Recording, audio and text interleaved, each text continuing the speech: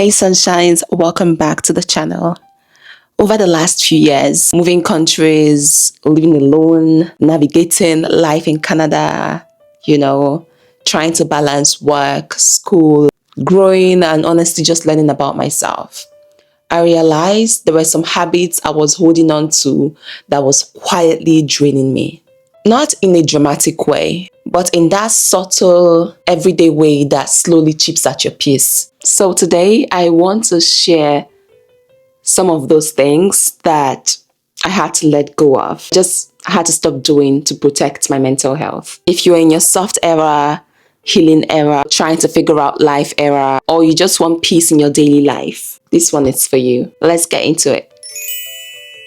I used to feel the need to justify every decision I made, why I wasn't going somewhere, why I chose a certain path, or why I needed space.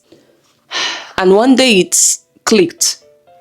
People who really care about you don't need paragraphs in order to understand you or why you made a certain decision. I stopped explaining myself to people who were committed to misunderstanding me. If something protects my peace or supports my growth, that's enough reason. I stopped saying yes when my body screamed no.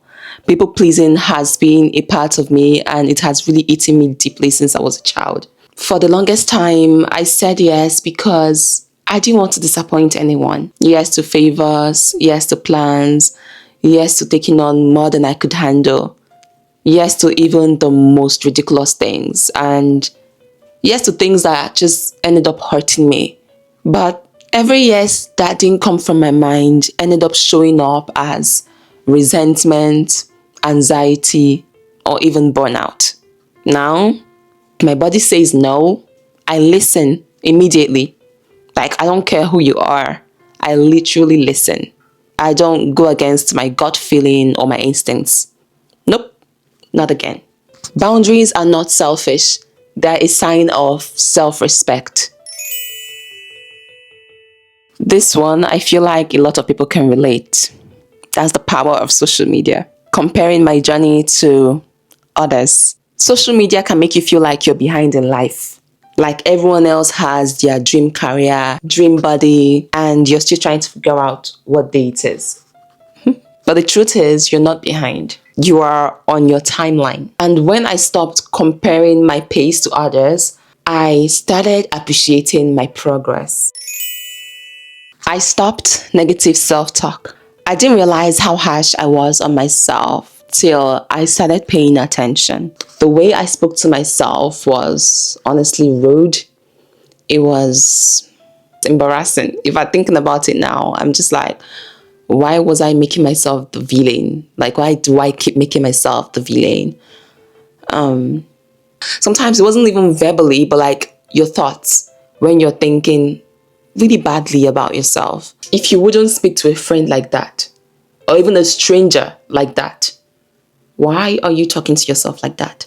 Don't speak to yourself like that because your mind listens. Sometimes you're not even verbally speaking to yourself like that, but when you're constantly dwelling in negativity and just seeing yourself as something other than what God sees you as, it affects your mind heavily.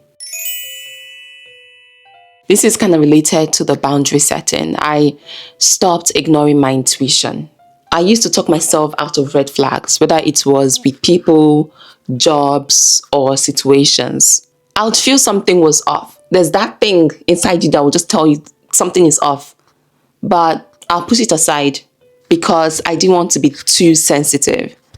But that small voice inside of you, it's wisdom, it's experience, it's protection.